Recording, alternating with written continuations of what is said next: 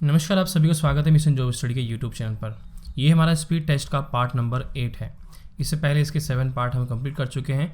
हमारे speed test में top 25 question रहते हैं, जिसमें आपको कम से कम 20 प्रश्न जो है करने होते हैं।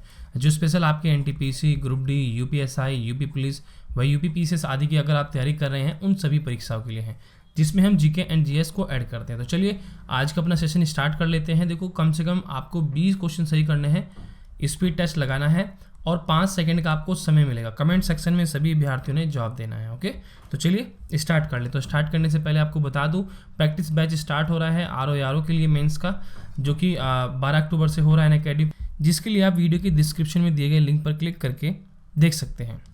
और इंडिया के सबसे बड़े लार्जेस्ट लर्निंग प्लेटफॉर्म अकेडमी अब आपको all UP state exam preparation करा रहा है, जहां पर आपको मिल रहा है regular subject wise mock test, live doubting session, per day की फीस मात्र 70 रुपये। अपनी पसंदीदा फैकल्टी से आप पढ़ सकते हैं। ईएमआई पेमेंट का ऑप्शन भी यहाँ पर अवेलेबल है। तो ये सब चीज़ें आपको मिल रही है, प्लस जो भी आपकी क्लास समाप्त होती है पीडीएफ फाइल आपको मिलते हैं। आपका डाउटिंग सेशन रखा जाता है, जो भी आपके डाउट होते हैं उसको लाइव डाउट किया जाता है। और दूसरा, आपकी कोई क्लास छूट जाती है तो तब भी उसका रिकॉर्डेड वीडियो आप बाद में देख सकते हैं। ओनली वन सब्सक्रिप्शन में आप UP PCS, UP triple SC, UPSI, BEO, RO, लेखपाल आदि की तैयारी अभी कर सकते हैं। बाकी आने वाले समय में फ्यूचर में इसी कैटेगरी में यहाँ पर और जो है कोर्सेज को ऐड कर दिया जाएगा, जो कि वो सारी सुविधाएं आपको मिलती रहेंगी। तो कंप्लीटली तैयारी यहाँ पर आपको मिल रही है। टॉप एजुकेटर पढ़ा रहे हैं। 1 मंथ, 3 मंथ, 6 मंथ, 12 मंथ व 24 मंथ के यहाँ पर प्लान है। आपको जो भी प्लान अच्छा लगता है वो प्लान ले लीजिएगा। हैव ए रेफर कोड के स्थान पर आपको एक ही लाइव डालना है और अप्लाई करना है, तो आपको 10% की छूट मिल जाएगी। बाकी आप अकेडमी से कोई भी कोर्स परचेस करें कैटेगरी का, हर कैटेगरी में हमारा ये रेफर कोड काम करेगा और आपको 10% डिस्काउंट आएगा। ठीक है, तो ये सब चीज़ आप कर सकते हैं। बाकी गूगल प्ले स्टोर से अकेडमी का लर्निंग ऐप डाउनलोड करें, तभी आप ऐसा कर सकते हैं। तो देखिए, सीधा हम अपने क्वेश्चन पर आते हैं। आज का हमारा पहला प्रश्न है टॉप 25 क्वेश्चन का, GK for railway, UPSI, UP police व यूपी पीसीएस, जो कि हमारा स्पीड टेस्ट है। ओके, तो पहला प्रश्न क्या कहता है कि शॉर्ट कॉर्नर, ट्राई ब्रेकर व पेनल्टी स्ट्रोक किस खेल से संबंधित है। देखो, 5 सेकंड का आपको समय मिलेगा, यहाँ पर टाइमर चलेगा, जिसके अंतर्गत आपको जवाब देना है। तो चलिए स्टार्ट करते हैं।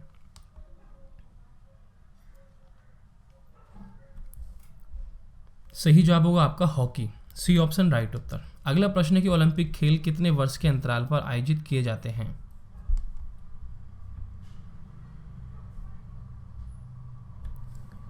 सही जवाब होगा आपका 4 वर्ष, सी ऑप्शन राइट उत्तर हो जाएगा। ठीक है, जो ओलंपिक खेल होते हैं ये 4 वर्ष के में जो है अंतराल में आयोजित किए जाते हैं। अगला प्रश्न है कि भारत में फेडरेशन कप किस खेल से संबंधित है।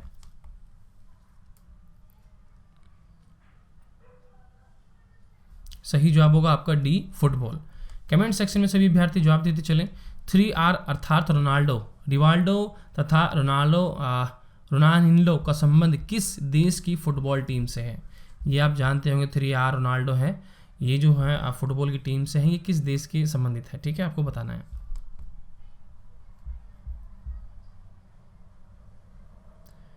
सही जवाब होगा आपका यहाँ पर ब्राज़ील। देखो, आप रोनाल्डो को तो जानते ही होंगे, ठीक है, फुटबॉल के आप बहुत बड़े प्लेयर हैं, तो ये ब्राज़ील से संबंधित। ठीक है, किस देश की आप फुटबॉल टीम से हैं, ये ब्राज़ील से हैं।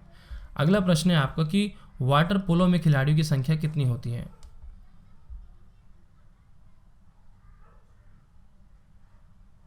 चलिए, उम्मीद करते हैं आपका जवाब आ चुका होगा। सही जवाब है 7 होती है। ठीक है, वाटर पोलो में खिलाड़ियों की संख्या 7 होती है। सुभाष चंद्र बोस खेल संस्थान कहाँ अवस्थित है।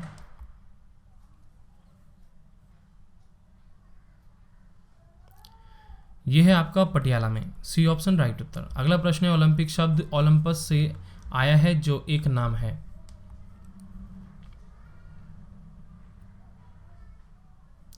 ये एक पर्वत का नाम है। ठीक है, जो ओलंपिक शब्द आया है ये ओलंपस से आया है, जो कि एक नाम है एक पर्वत का। अगला प्रश्न है क्रिकेट में भूमि से स्टंप की ऊंचाई कितनी होती है। स्टंप्स की ऊंचाई कितनी होती है।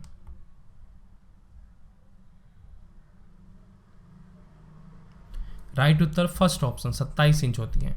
अगला प्रश्न है कि आयरन शब्द किस खेल से संबंधित है।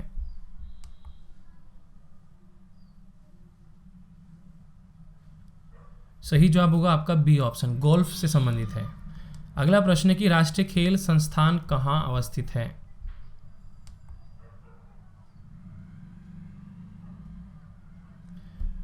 तो ये आपका पटियाला में है। अगला प्रश्न है कि माँ का दूध शिशु के लिए क्यों लाभदायक होता है।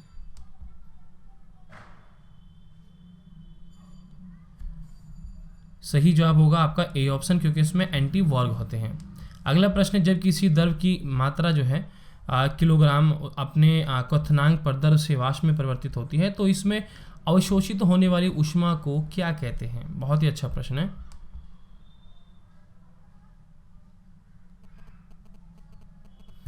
तो देखो, जब किसी द्रव की 1 किलोग्राम मात्रा अपने क्वथनांक पर द्रव से वाष्प में परिवर्तित होती है, तो उसमें अवशोषित होने वाली ऊष्मा को क्या कहते हैं? वाष्पीकरण की गुप्त ऊष्मा कहते हैं, यानी कि फर्स्ट ऑप्शन आपका यहाँ पर राइट होगा। अगला प्रश्न है कि अकॉस्टिक विज्ञान निम्न में से किससे संबंधित है?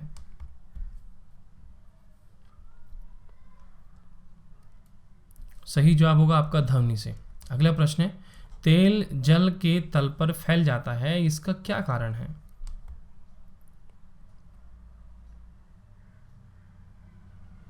सही जवाब होगा डी ऑप्शन, क्योंकि तेल का पृष्ठ तनाव जल से कम है।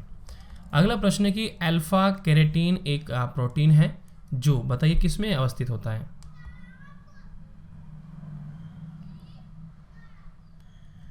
सही जवाब होगा बी ऑप्शन, ये त्वचा में उपस्थित होता है।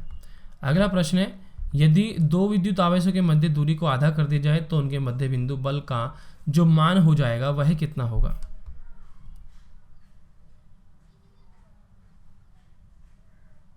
तो ये चौगुना हो जाएगा, ठीक है, यानी कि सी ऑप्शन। यदि दो विद्युत आवेश हैं, उनकी मध्य दूरी को आधा कर दिया जाता है, तब उनके जो मध्य लगने वाला बल होता है वो चुगना हो जाएगा। शुद्ध घी में वनस्पति घी की मिलावट का पता लगाने के लिए कौन सा परीक्षण किया जाता है?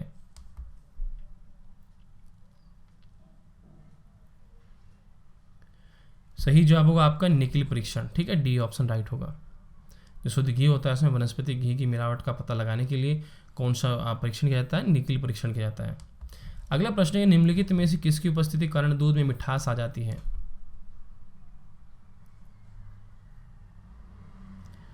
सही जवाब होगा लैक्टोज। तो लैक्टोज के कारण दूध में मिठास आ जाती है। निम्नलिखित में से इस किस में इनुलिन पाई जाती है?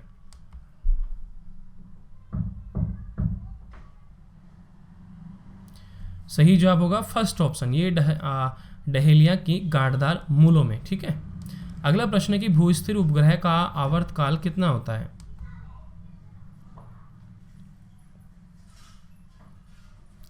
सही जवाब हो जाएगा आपका 24 घंटे, डी ऑप्शन राइट हो जाएगा। अगला प्रश्न है कि निम्न में से कौन सा एक प्रकाश संश्लेषण से संबंधित है?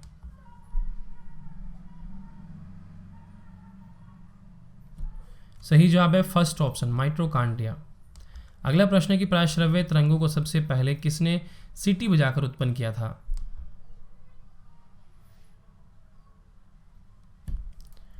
सही जवाब होगा आपका बी ऑप्शन, गाल्टन ने।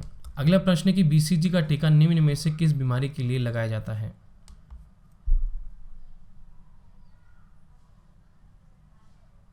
सही जवाब है डी ऑप्शन, जो कि यक्ष्मा टीबी के लिए लगाया जाता है। अगला प्रश्न है कि निम्नलिखित में से किसने एक्स किरणों का आविष्कार किया था?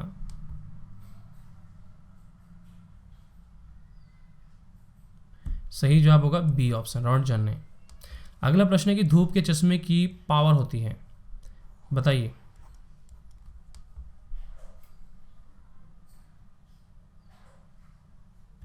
सही जवाब होगा जीरो डायोप्टर, ठीक है। तो इस प्रकार से आज के हमने टॉप 25 क्वेश्चन जो थे हमने वो कंप्लीट कर लिए हैं, और इसमें से कम आपको 20 क्वेश्चन के सही जवाब कमेंट सेक्शन में बताने हैं। अगर आप इतना 20 क्वेश्चन का एवरेज लेके आते हैं तो समझो आप अच्छे एग्जाम प्रिपरेशन कर रहे हैं, और इससे कम आते हैं तो आपको और मेहनत करने की आवश्यकता है।